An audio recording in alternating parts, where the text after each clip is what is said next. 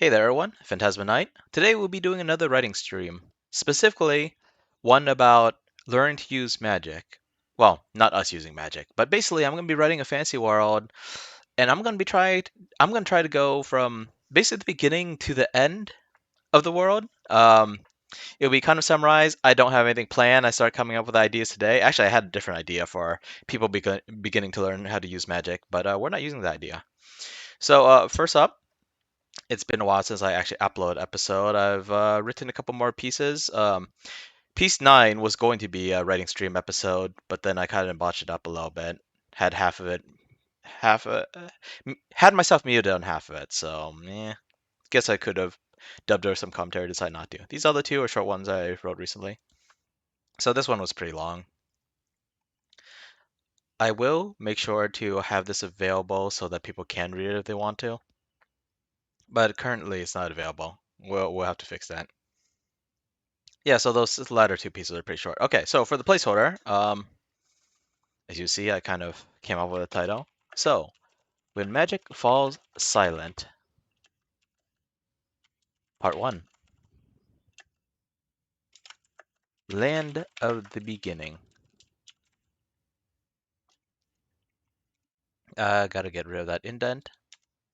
And this is actually a prompt from, ooh, okay, that's not good. Give me a moment. From Reddit's 66, I believe. Speaking of which, I should probably put Medoro's. Let's see, I think, yeah. Okay, so let's give another extra space, start up the music, and let's get going. Yes, music without vocals. It's pretty nice music, in my opinion. Okay, like I said, I don't really have anything planned, really. Okay. When I was a child, I ate a strange fruit.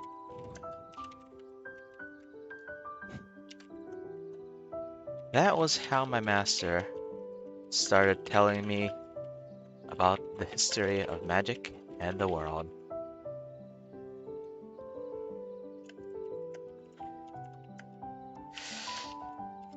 It was an ancient time before...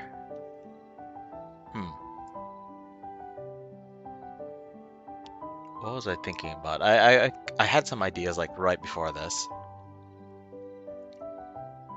It was an ancient time before cities and towns.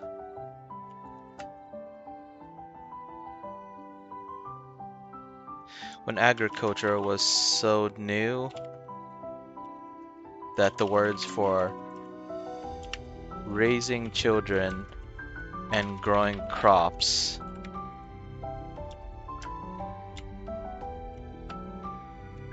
were the same.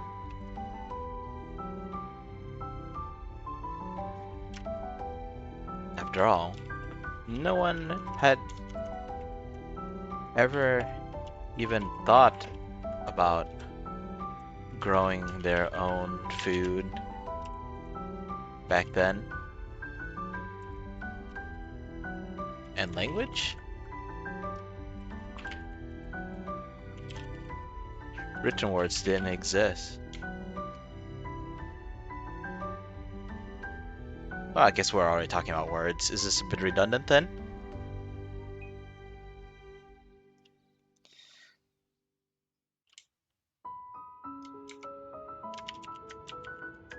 The word farming didn't even exist. The word farming didn't even exist. Let alone the... Actually, hang on. The form, the word.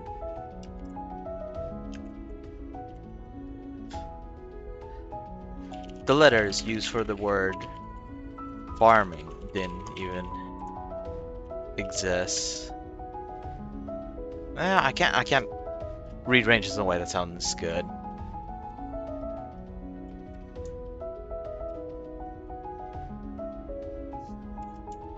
Let's just slide in a bit about his doors.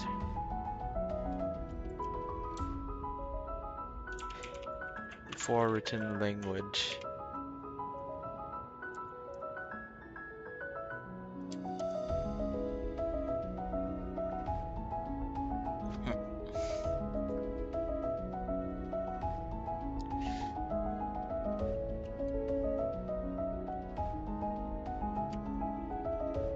In those days, wastelands didn't exist, but lands of nothingness did instead.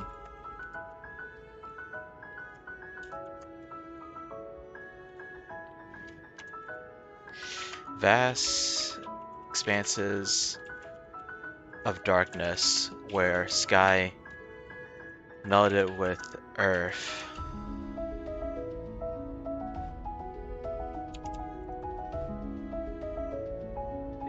And people got lost in it. Let's see, where sky melted earth and people got lost.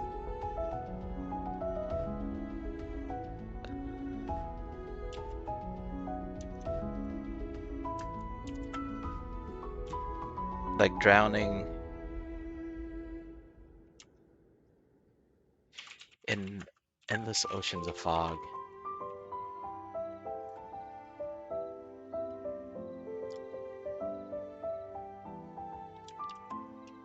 It was in one such expanse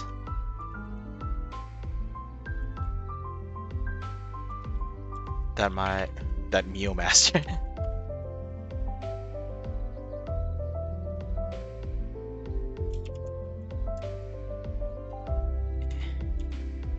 ate a fruit of immortality.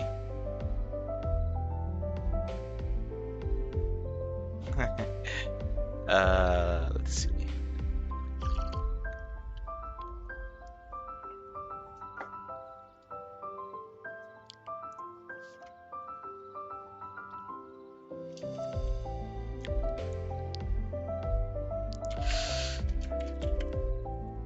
To clarify, they weren't known as such back then. Maybe same paragraph. To clarify, they weren't known as such back then.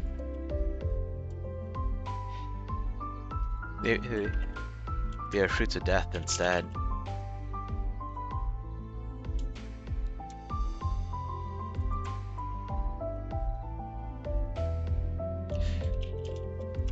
They show themselves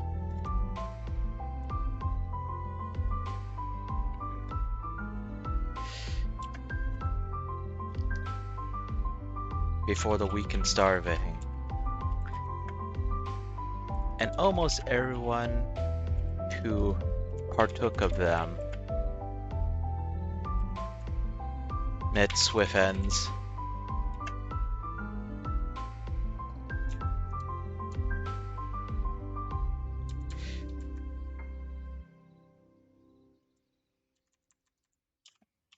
Fruits of merciful death instead.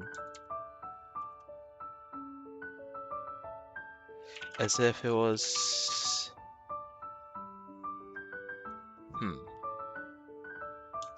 As if it was a gift.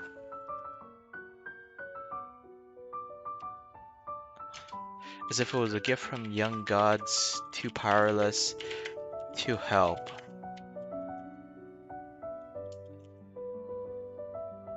But too pained? Is that even a good word? Give me just a moment here. Let's see, pained. Synonym? I feel like there's gotta be a better word.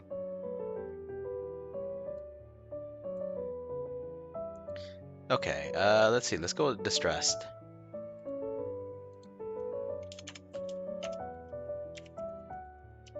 As if it was a gift from young gods, too powerless, not powerful. Powerless to help, but too distressed to simply stand by and watch.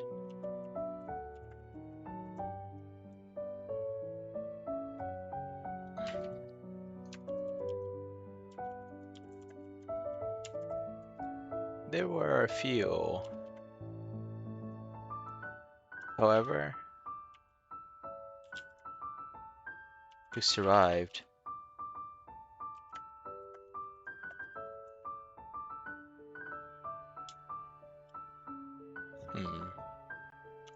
Had a thought, but I'm wondering if I should retcon it already. As I said, I didn't actually think of much, but I did do a tiny bit of thinking the last, like, I don't know, 20 minutes before the stream.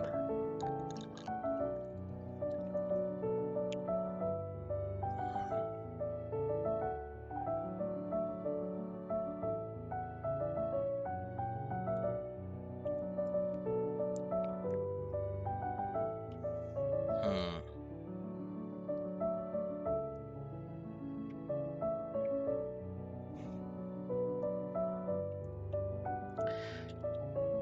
I just realized these truths work a little differently from how I first imagined them.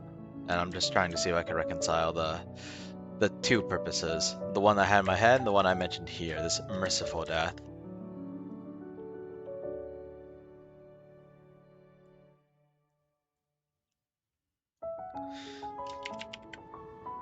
There were a few, however, who survived.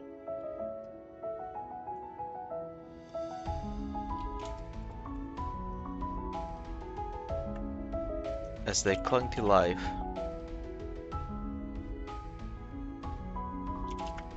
the promise of oblivion gave way.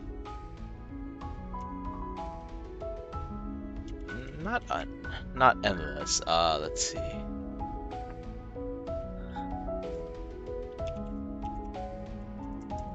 To unbearable pain.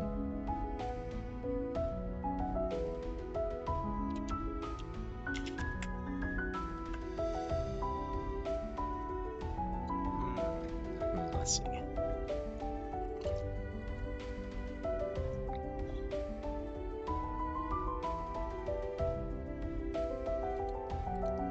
This kind of conflicts slightly with this bit about written words, written language.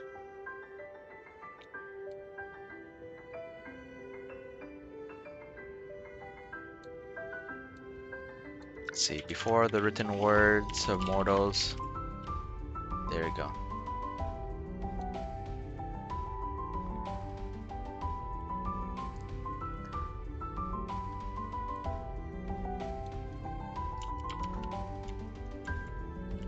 Words burning themselves into the minds of the survivors.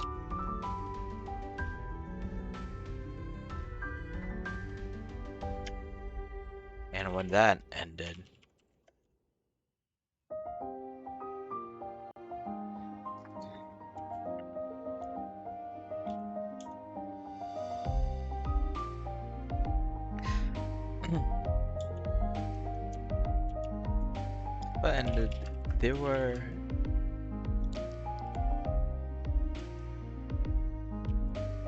there were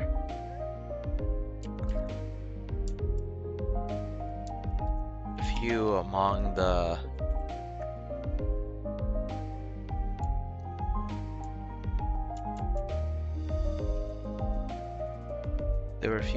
I don't know. I was gonna say little people, but that implies that they're physically small, and I can't think of another word. Among the meager lives. There were a few among the meager lives at the beginning.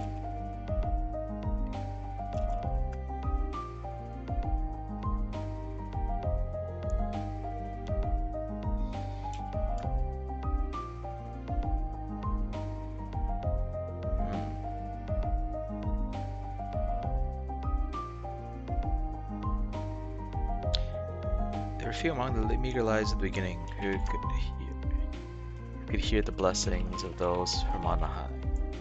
Those on high. Fewer still were those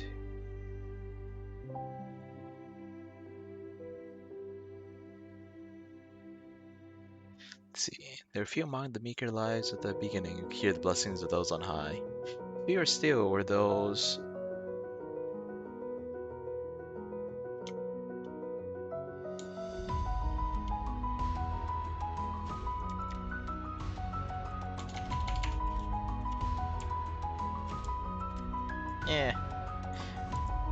The reason why I'm changing that, it's a minor detail, but I said few there and few there, which would be fine if I didn't have another group of few. So few plus few equals some. Silly logic, but I'm gonna run with it. A few others could only perceive the letters of could only perceive letters, not divine words.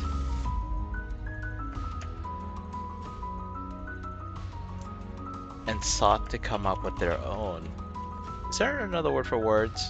Because I mean, it won't make a whole lot of sense if I don't say words there. Like I say, not divine words and sought to come up with their own. Some people will read this and say their own what? So I should probably come up with a synonym for words, but words feels a little repetitive.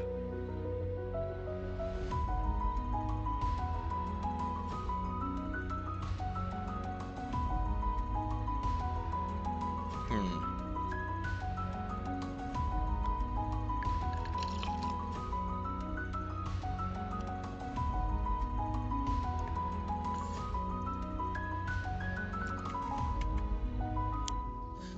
Just making sure I know what the word gospel means. Hmm. Okay. So if it's specifically Christianity, I don't think I want to use that word. What does gospel really mean? Let's see, Old English, good news.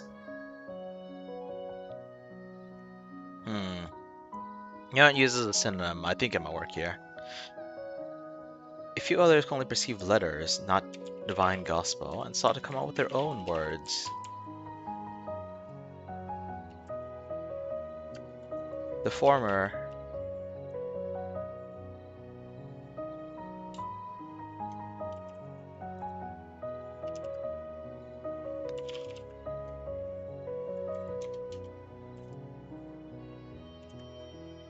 the listeners would grow into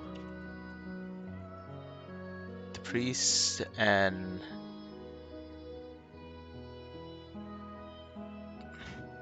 can't think of I'm trying to come up with some vague words that means like religious, but it has a different, maybe not connotation as priests. Like if you think of them as like Catholic priests, then that would be a pretty narrow definition. But like even druids are kind of priests, I believe.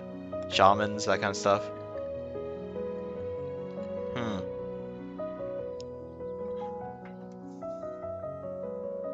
Soothsayer?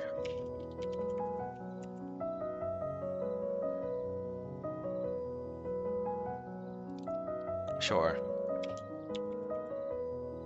Diviners. Is diviner even a word? I've seen it used, but someone who divines. No, this is just the word divine. Okay. Let's go with soothsayers.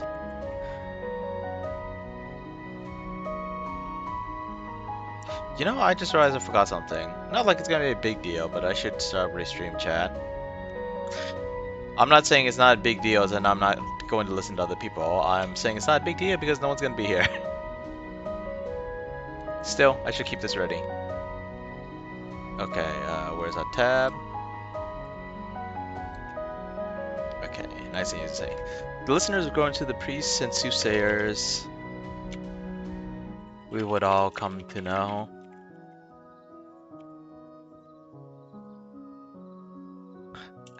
Well, the amateur writers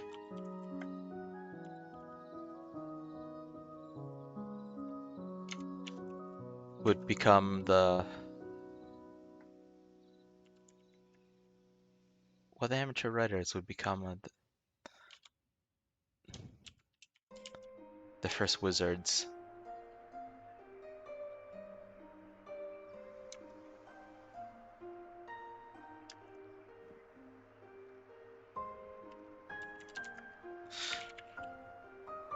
Among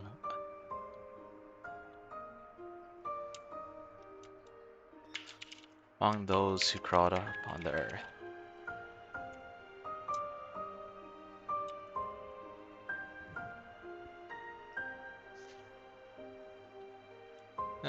Maybe crawled is...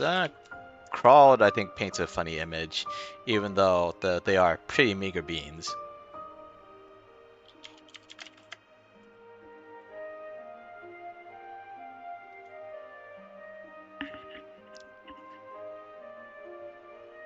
Become the first wizards among those who walked upon the earth.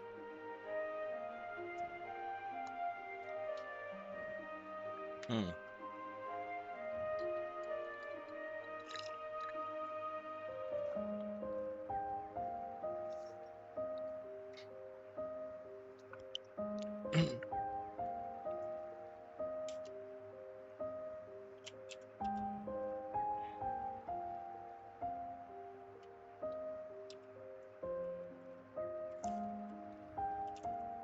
Human kingdoms often tell of. Okay, now I'm like trying to come up with like more mythologies off the top of my head, and I'm trying to figure out like what would go well and what would not.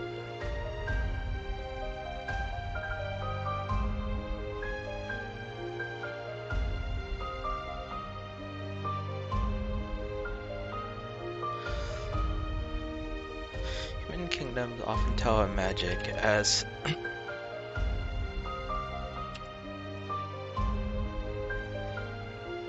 humanity's great as one of humanity's great inventions. But while the progress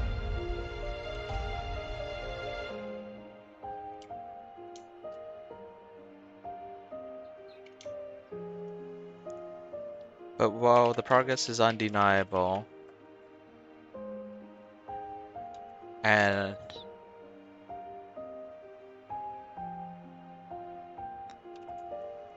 the capacity for destruction. But while their progress is undeniable and their capacity for destruction, not destructions, and their capacity for destruction is unmatched.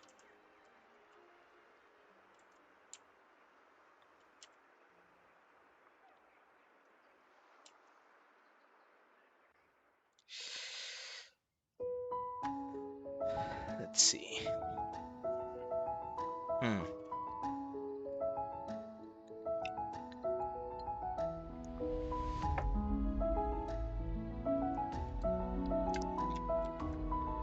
First, wizards and alchemists. Hmm.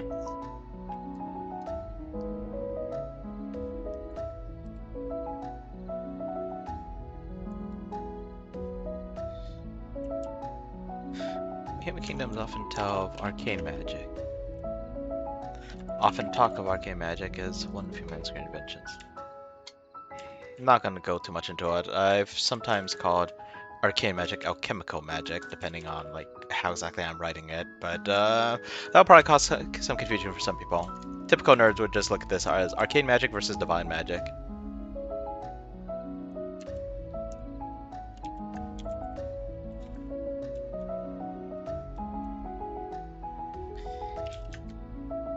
It originally began as an accident.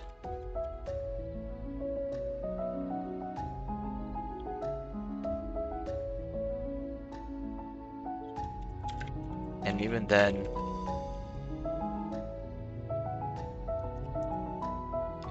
it was elven mages.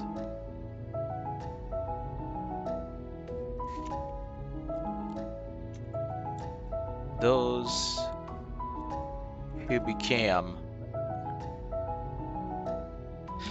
became immortal and their kin.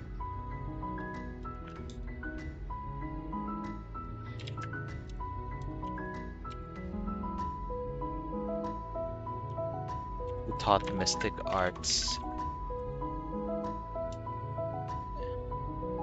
to pitiful humans.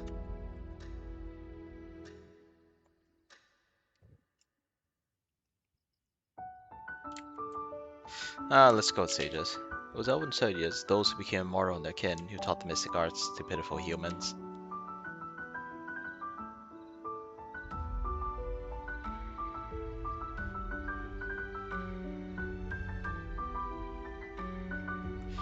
Okay, let's see.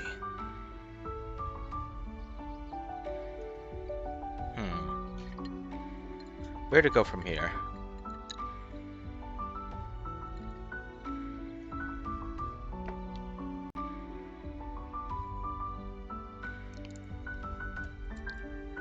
In those days, my master and his peers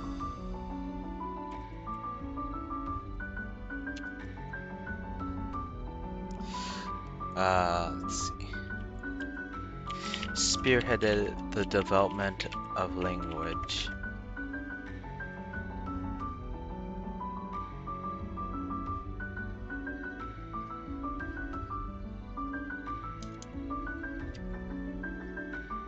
Realizing that words held power.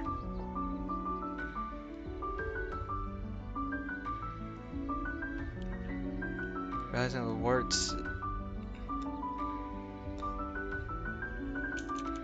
words held, let's see, that words held power. Enough power to sway others, to protect themselves from calamities, and to fill those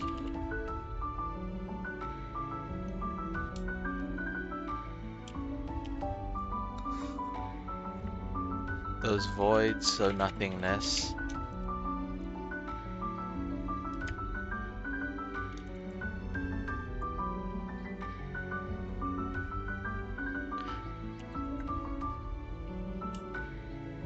Transforming the land,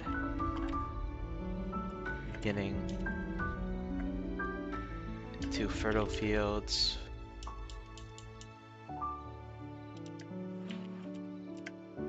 Fertile fields, forces, and everything.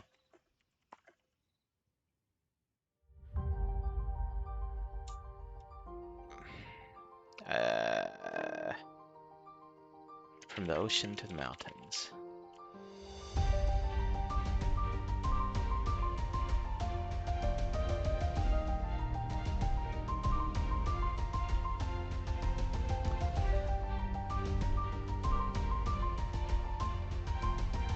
Okay, let's see here.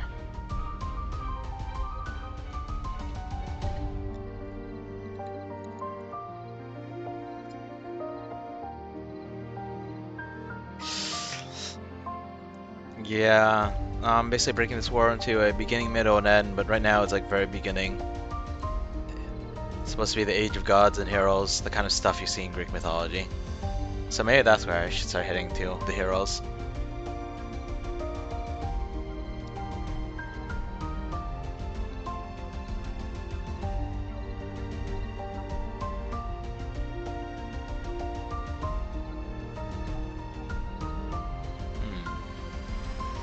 Right now I'm just like thinking of magic concepts, but I probably shouldn't be musing in my own head too much. Should probably be trying to write some of this out.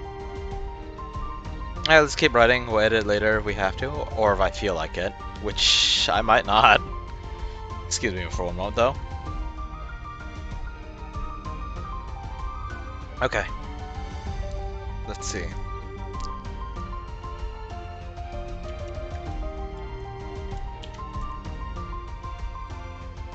I listened to these stories and was in awe of the original mages. I wondered why my own powers were so weak and how long it would take to reach that point.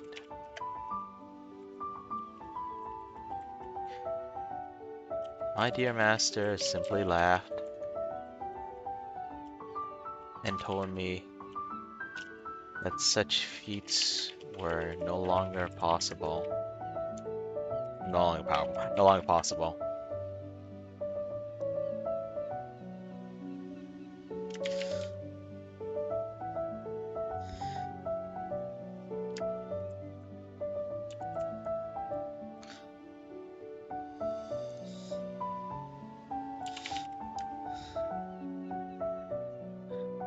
The land was free. The land was free from everything.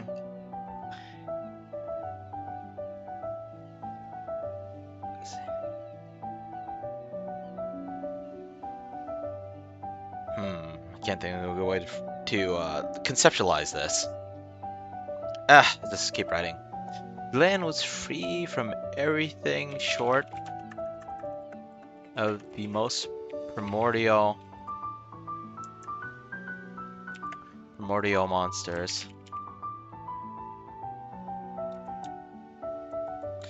Monsters.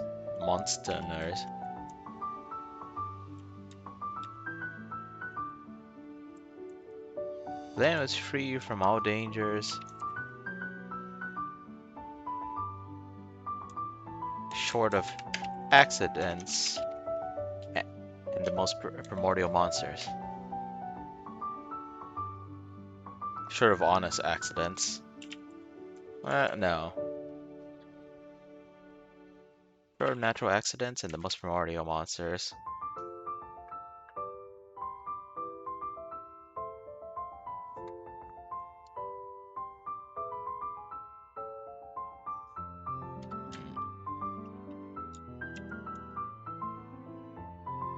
How dangerous short of natural accidents, starvation, and the most primordial monsters.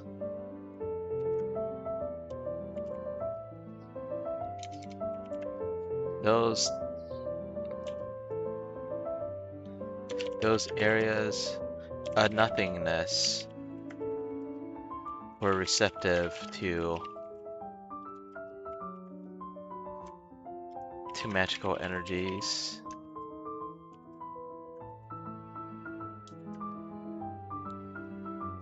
Because, let's see.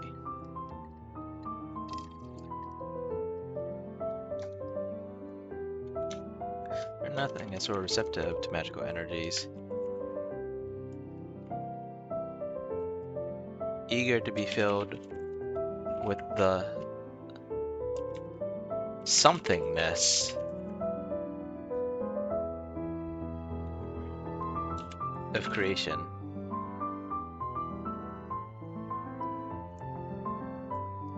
Even mortal creation.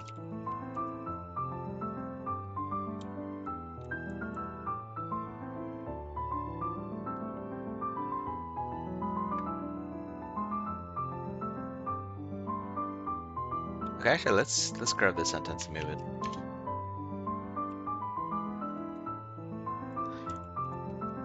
The areas of nothingness from those times.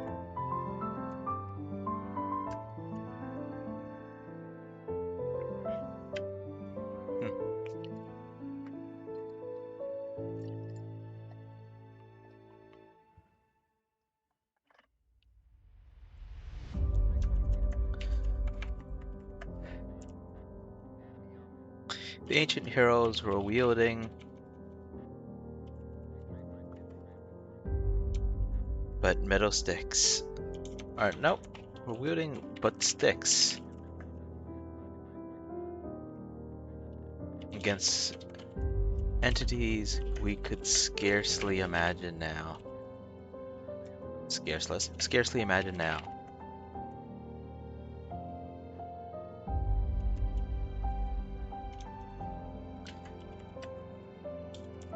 They were supported.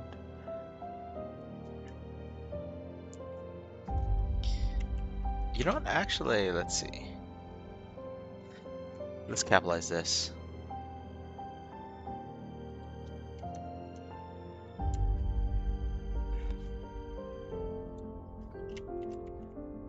By the listeners and writers.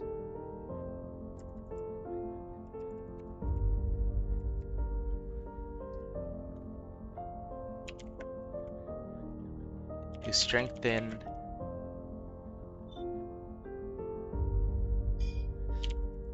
their sticks and heal their wounds.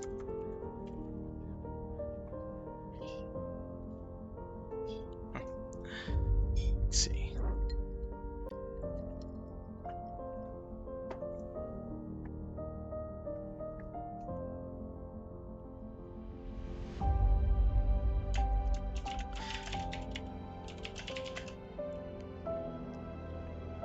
Let's see.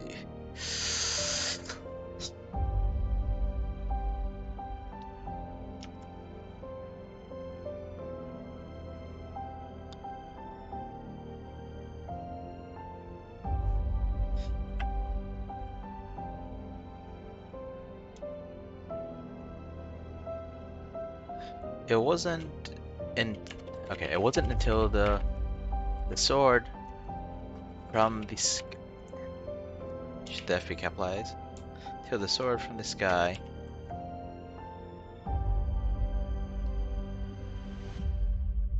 It wasn't until the sword from the sky fell and sundered everything between heaven and earth.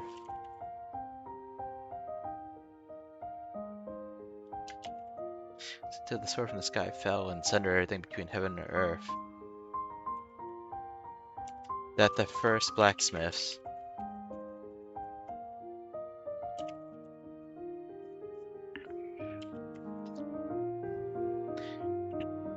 realized they can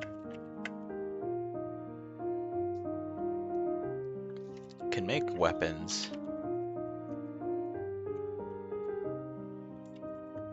beyond the crude spears and slings. Swings. The crude spears and hunting slings. They're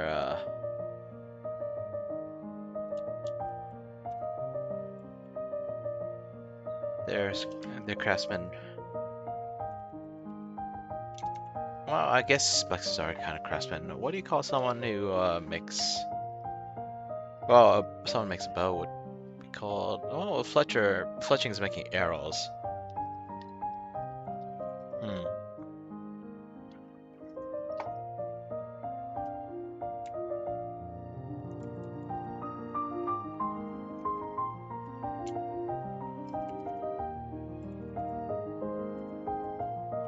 Their hunter-gatherer brethren used.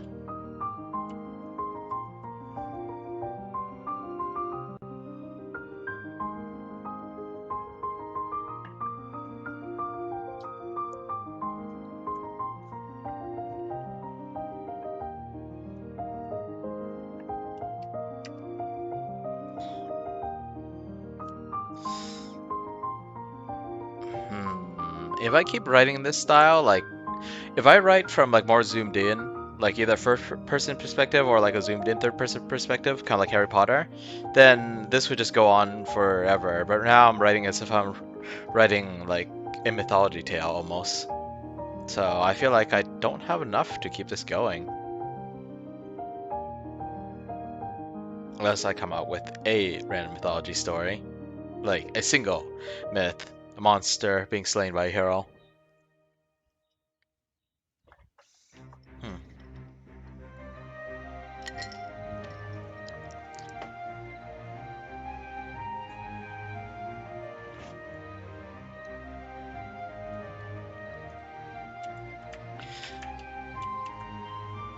My master was among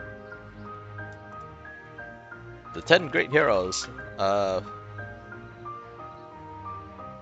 Let's come up with something. Let's make sure this isn't like a real name or something.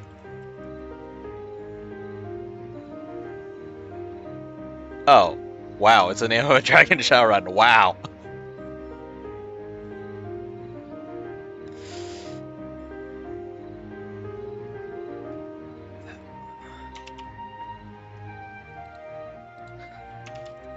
Change a few letters, see if anything shows up. There is something here. This is a racing horse? Yeah, sure, let's just keep this name.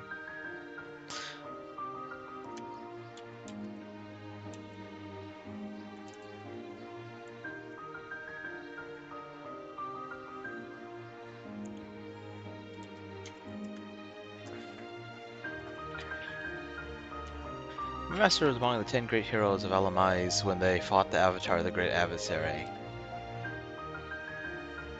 Though, according to him,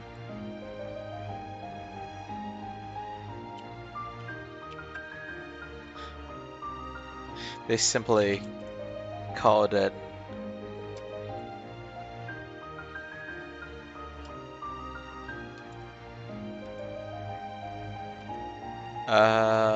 let's see.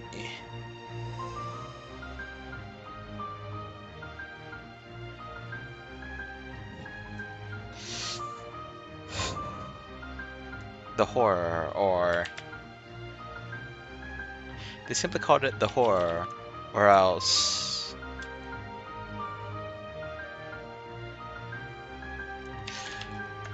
eyes within teeth within eyes.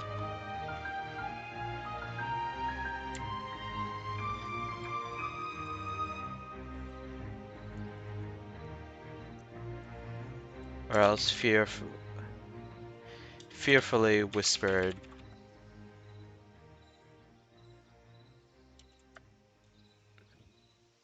Hmm. Let's see. According to them, they simply call it the horror, or else fearfully whispered.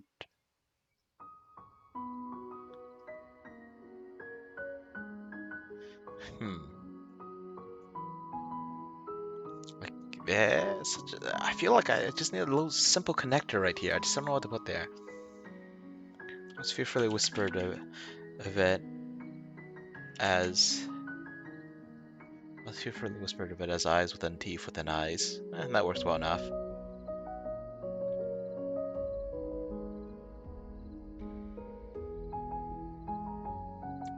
Hmm.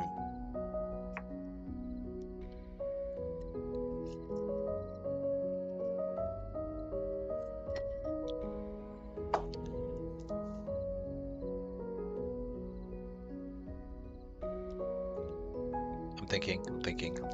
Let's see. Hmm.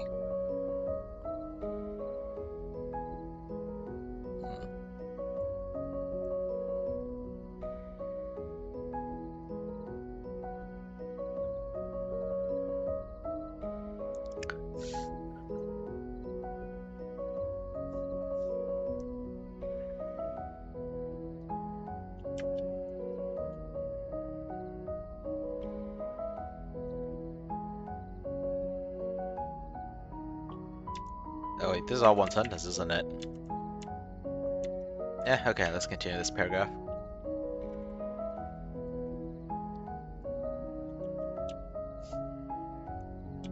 There were three warriors, tremendously strong by today's standards, but equally clumsy.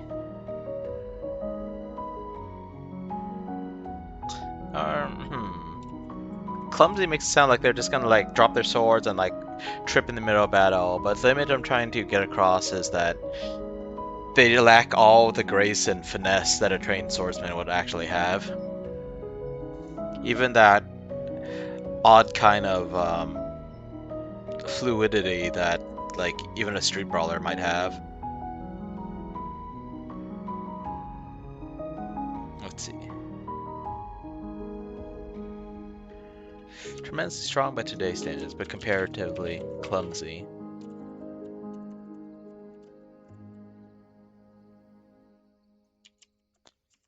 Three archers.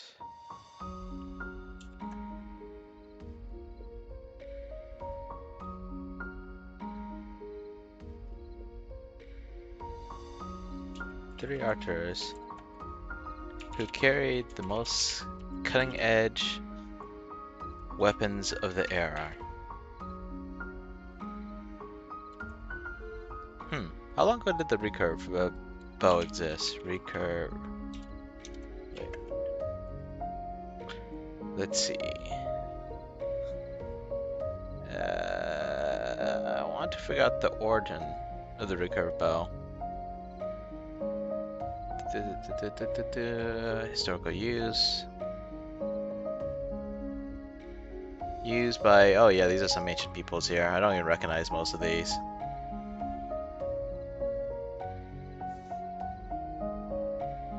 And then Greeks and Chinese. Oh, China's been around for a long time, and ancient Greece as well.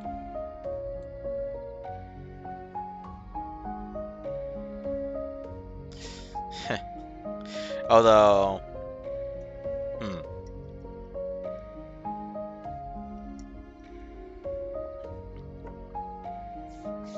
maybe I should just leave it like that. Just say the most cutting edge weapons of the era. They're archers, so it's implied their bow's ready.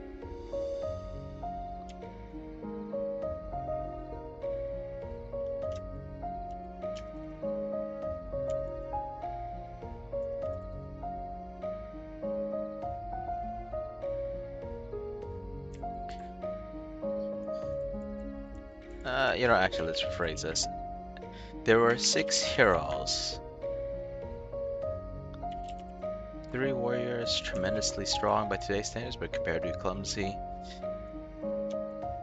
And 3 archers who carried the most cutting-edge weapons there. Okay, let me read the sentence here one more time, just to make sure it sounds at least halfway decent.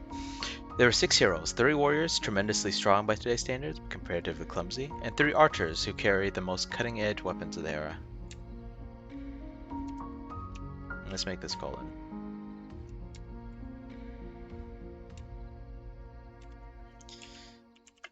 There were 2 listeners.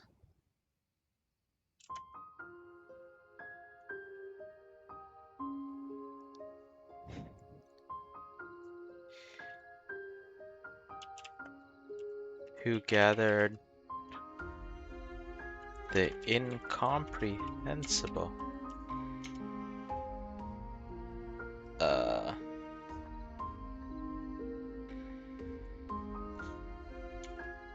Who interpreted.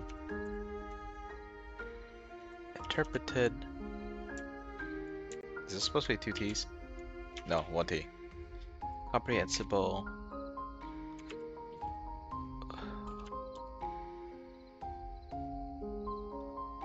Wisdom of the gods who did not speak directly.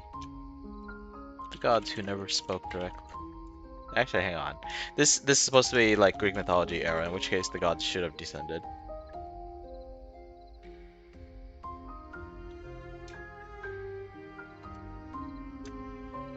Who interpreted the wisdom of the gods.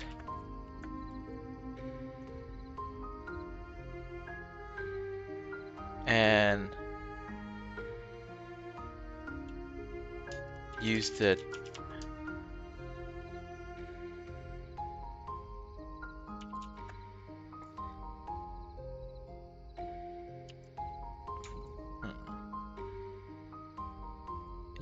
to advise.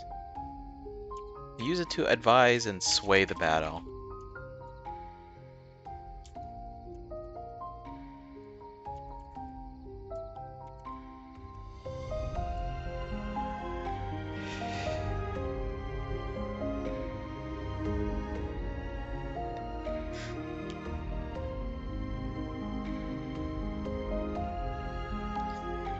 There were 2 writers.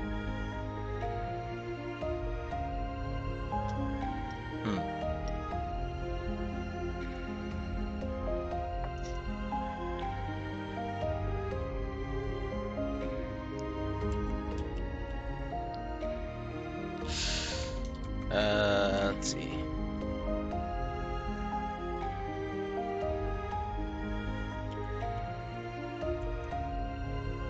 Who draped their weapons and simple armors.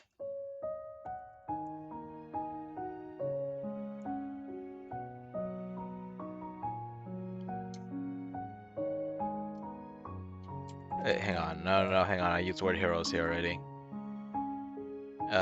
Shoot.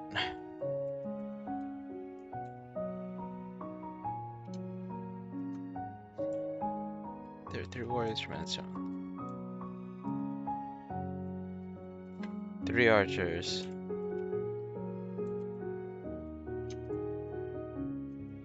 Two listeners who interpreted the wisdom of the gods. Interpret the wisdom of the gods who advise sway the battle.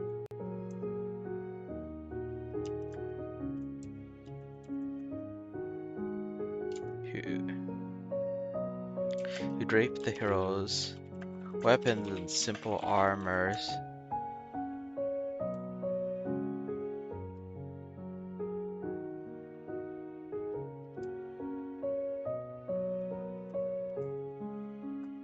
With, I don't know if veils is the right word.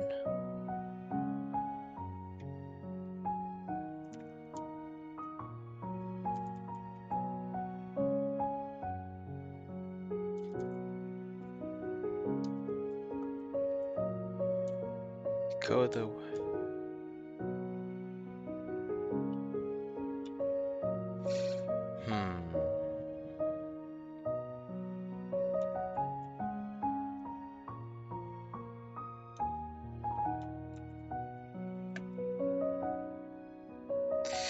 Okay, so this is gonna be a little confusing. So the image I'm having in my mind is that they, because the weapons armors were so simple and these creatures were so monstrous that they were fighting, that the wizards would have to basically bless the hero's weapons armor. I'm imagining then this era they didn't really have fireballs flying around, so yeah.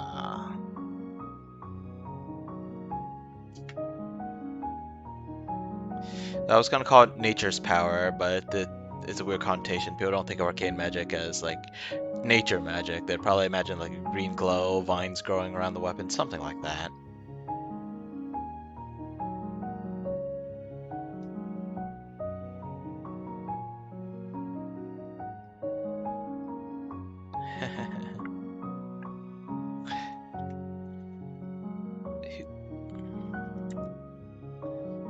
To rid of the wisdom of the gods who advise.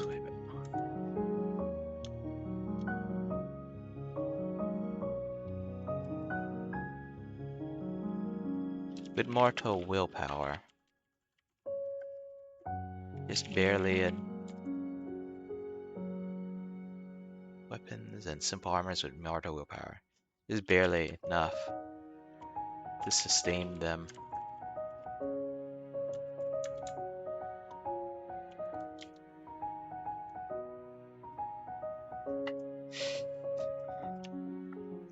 Just barely enough to actually harm the beast.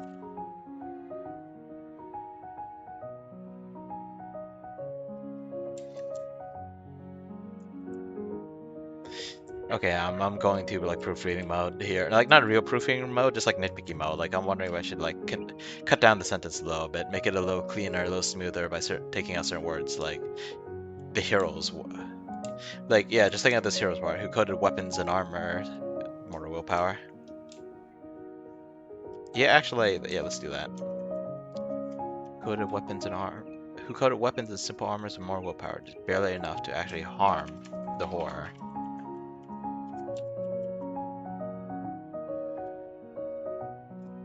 Right, one does enough. All right. Right. I don't have to write for the whole 2 hours, but we should find a better stop point. Come on, this isn't even 2 pages yet. I wrote so much more for that piece when the game gets too real. But I was writing nonstop there. This, like, I'm actually trying to come up with mythology on the spot. It takes a little bit of effort, even if it's not like super in-depth mythology. Yeah, I mean, I don't have to come up with the whole hero's journey. This is probably good enough.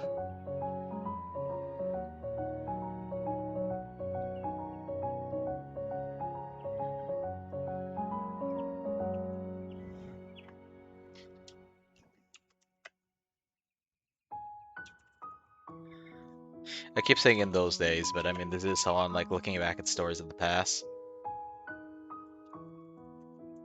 Majors. In those days, mages were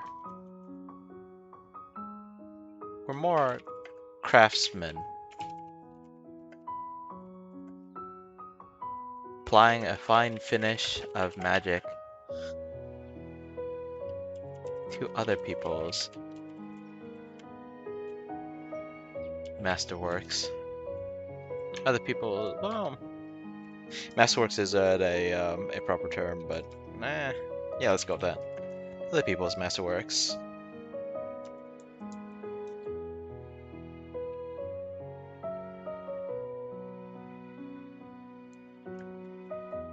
Though some things haven't changed since those days. That was essentially all they did.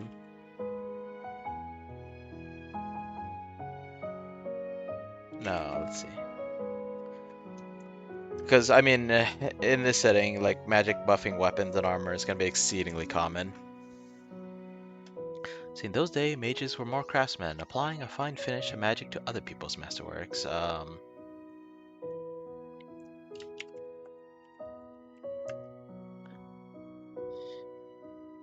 They didn't shoot fireballs or throw lightning. They didn't shoot fireballs or throw lightning.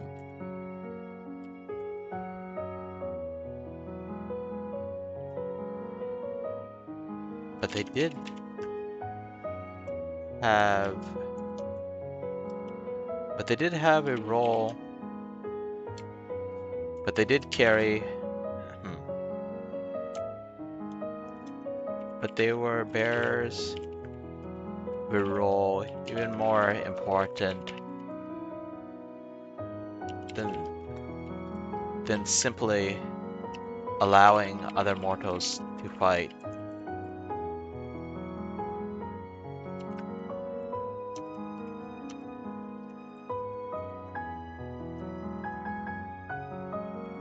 When the horror was pushed back just enough,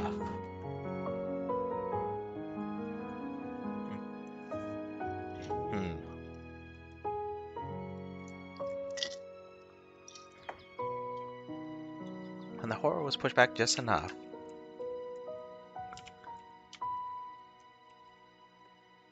a small but well-earned victory.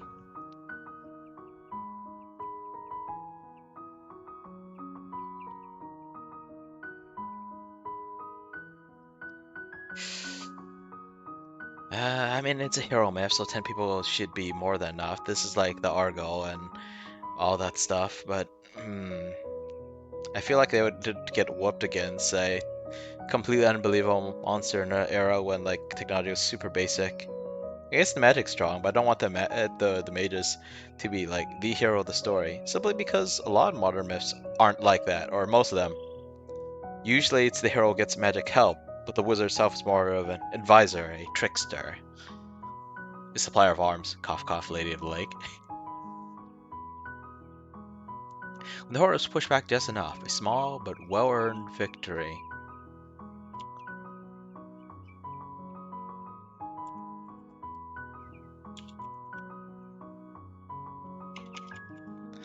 Through unyielding determination.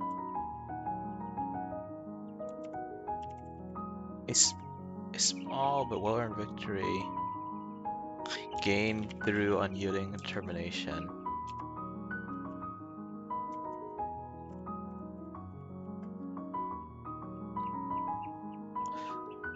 The writers would seal up the nothingness. No, actually, hang on. When the horror was pushed back just enough, a small but well-earned victory gained through unyielding determination.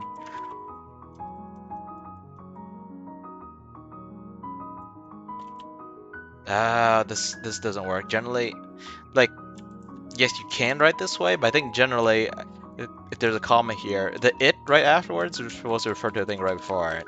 So in this case, it would be unyielding determination. You could argue that's talking about the well-earned victory, but definitely wouldn't be talking about the horror. So I guess, whoop, I did not mean press that. Okay, so I guess I have to write the horror again. Oh, just call primordial monstrosity. The primordial monstrosity.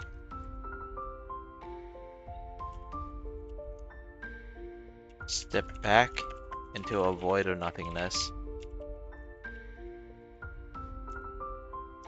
It was then that the writers used the rest of their powers to reenact creation and feel that nothingness.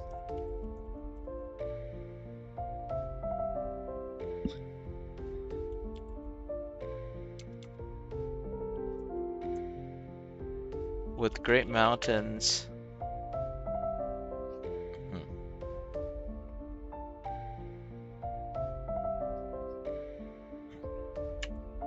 It was then that the writers used the rest of the powers to reenact creation and filling that nothingness with the great mountains and a grand waterfall.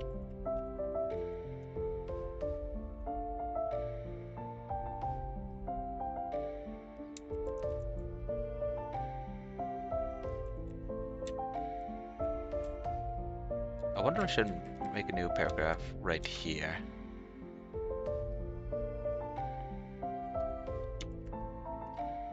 Yep.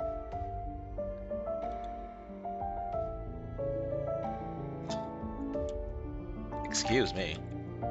Let's see, the horror was sealed within.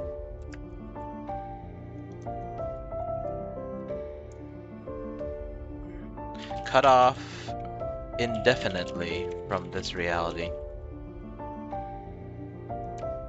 Not without and beyond. Was sealed beyond. Cut off indefinitely from this reality.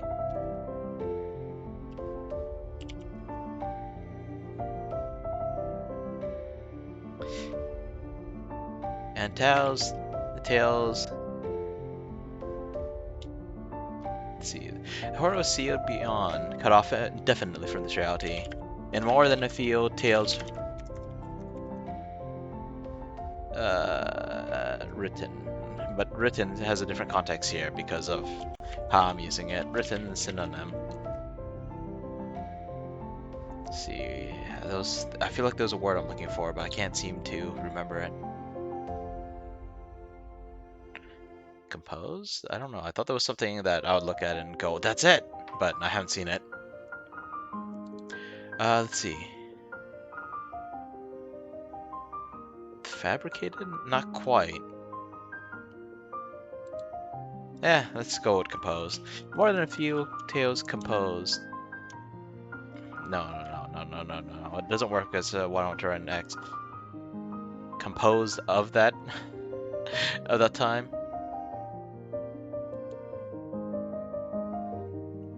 Fabricate also carries the connotation of making a counterfeit.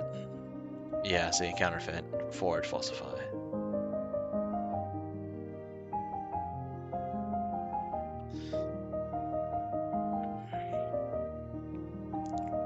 Contrived, mod on.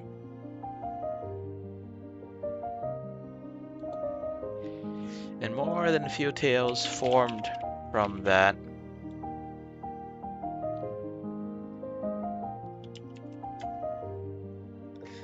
Horror will see it beyond, cut off indefinitely from this reality.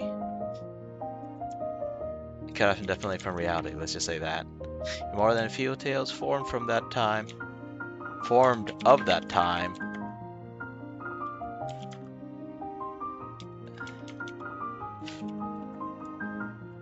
Make the waterfall. The sentence getting messy. And more than a few tales formed of that time.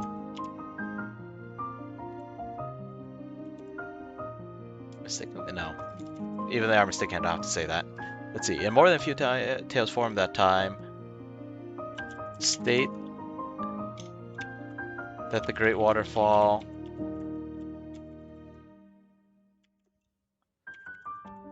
was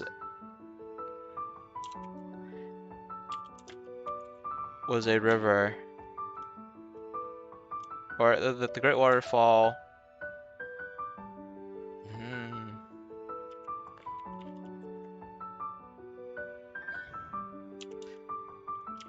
I just gotta finish the sentence and then figure out the reward afterwards.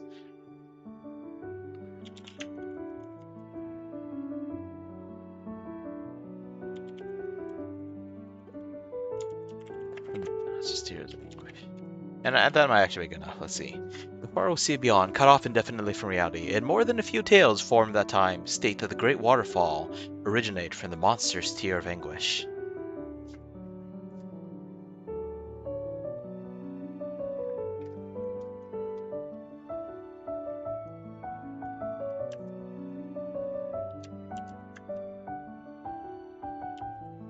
It was only after all the voids had been filled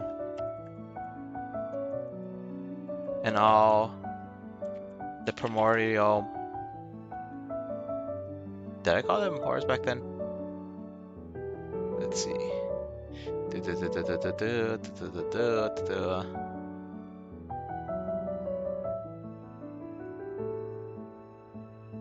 The most primordial ones. It was only after the voids had been filled and all the monsters defeated.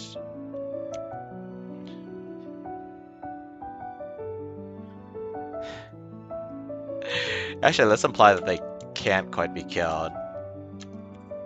All the monsters were chased away or put to sleep. It was only after all the voids had been filled and all the monsters were chased away and put to sleep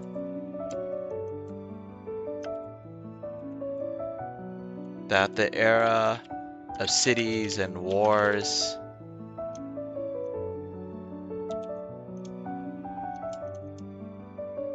that the era of kingdoms and wars came to be.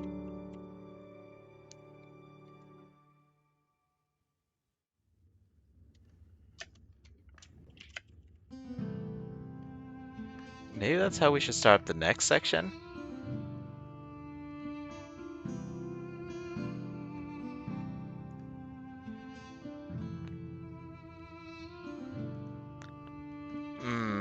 Yeah, I guess it ties into the next section. Maybe I should just leave it like that. I'm already coming up with ideas for the next section.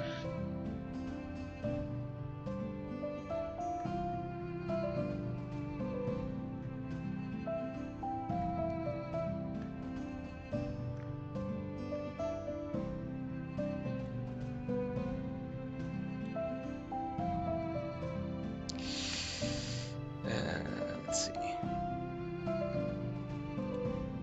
I feel like I need two more things. One is a sentence to finish this off, but I'm not quite sure what to put here. Another thing is trying to tie it back to the whole title, When Magic Falls Silent.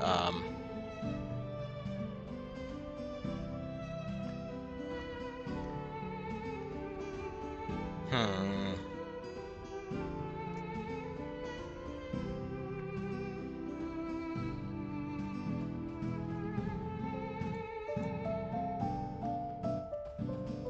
Could hear the voices of the land and the blessings of those on high.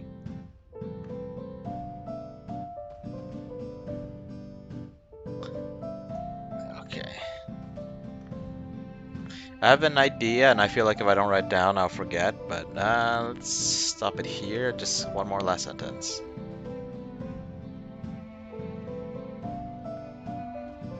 Hmm.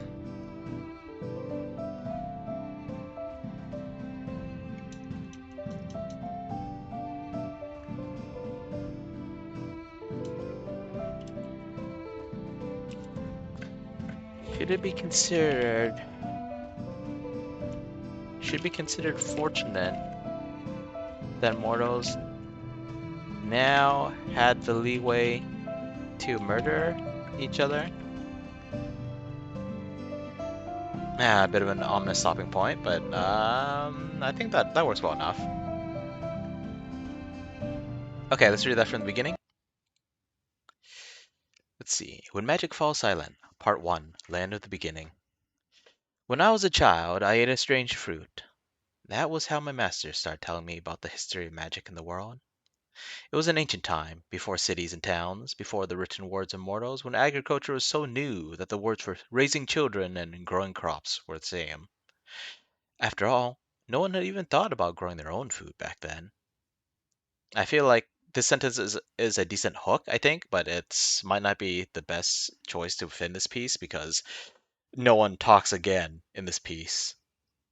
Like this makes it sound like we're going to hear this narrator relate a story that his master told him about himself. And although it does talk a little bit about himself, it does do that whole like drawing away and looking at history from far, looking at folklore from far. So I don't know if that's a good idea.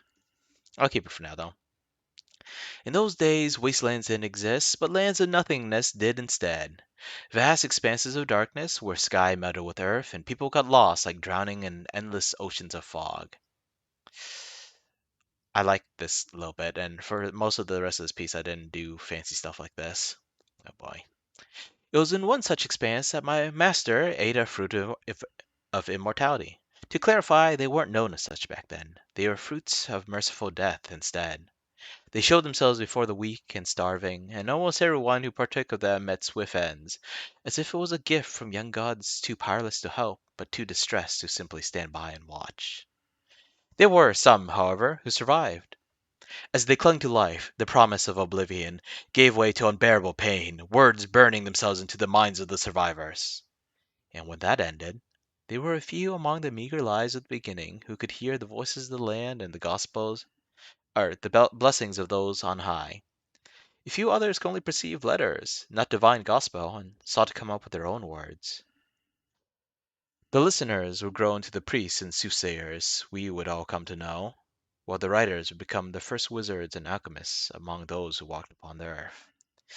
Human kingdoms often talk of arcane magic as one of humanity's great inventions, but while their progress is undeniable and their capacity for destruction is unmatched, it originally began as an accident. And even then, it was elven sages, those who became immortal and their kin, who taught the mystic arts to pitiful humans. Why am I stumbling over stuff like this? Like, I read this as 11. I wrote this for crying out loud.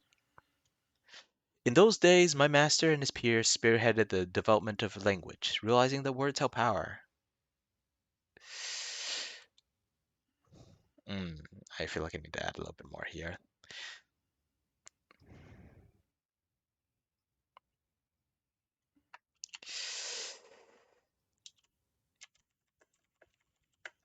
If you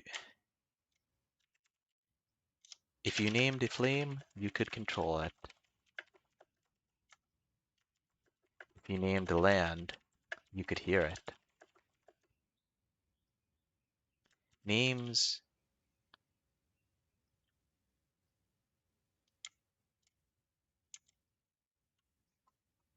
let's see.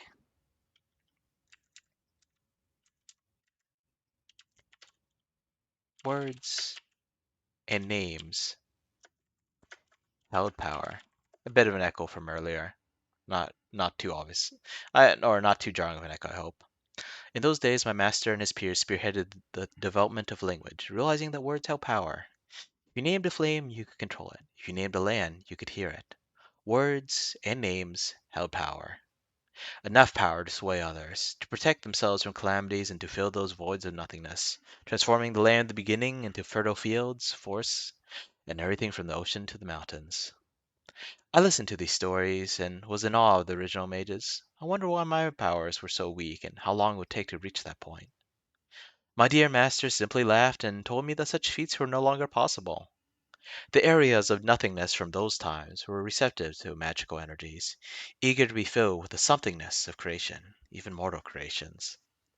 The land was free from all dangers short of natural accidents, starvation, and the most primordial monsters.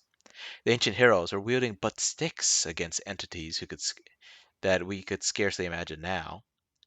They were supported by listeners and writers who strengthened their sticks and healed their wounds. It wasn't until the sword from the sky fell and sundered everything between heaven and earth that the first blacksmiths realized they could make weapons beyond the crude spears and slings their hunter-gatherer brethren used. My master was among the 10 great heroes of Alamaze when they fought the avatar of the great adversary, though according to him, they simply called it the horror, or else fearfully whispered of it as eyes within teeth within eyes. The great adversary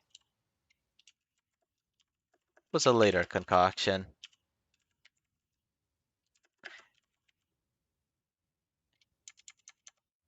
a personification of evil to teach to children.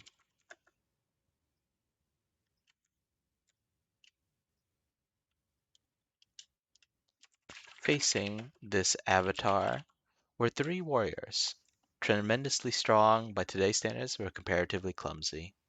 3 archers who carried the most cutting-edge weapons of the era. 2 listeners who interpreted the vision of the god or the wisdom of the gods to advise and sway the battle. The- And finally, 2 writers who coded weapons and simple armors with mortal willpower, just barely enough to actually harm the horror. In those days, mages were more craftsmen, applying a fine finish of magic to other people's masterworks. They didn't shoot fireballs or throw lightning, but they were bearers of a role even more important than simply allowing other mortals to fight. When the horror was pushed back just enough, a small but well-earned victory gained through unyielding determination, the primordial monstrosity stepped back into a void of nothingness. It was then that the writers used the rest of their powers to reenact creation and fill that nothingness with great mountains and a grand waterfall. The horror was sealed beyond, cut off indefinitely from reality, and more than a few tales formed of that time state that the great waterfall originated from the monster's tears of anguish. It was after it was only after all the voids had been filled and all the monsters were chased away or put to sleep that the era of kingdoms and wars came to be. Should be considered fortunate that mortals now had the leeway to murder each other. Hmm, bit of a rough patch, but I think that was acceptable. And actually, it's I haven't gone back to writing enough, so I should be doing this more often. At the very least, this little thing will have two more parts to it. Yeah, now we're moving to the Era of Kingdoms, knights and such. No Phantasma knights though. But yeah, I hope this piece wasn't too hard to read. I'm hoping y'all liked it. I hope that y'all had some fun. Well, stay safe, and maybe I'll see you around. Bye.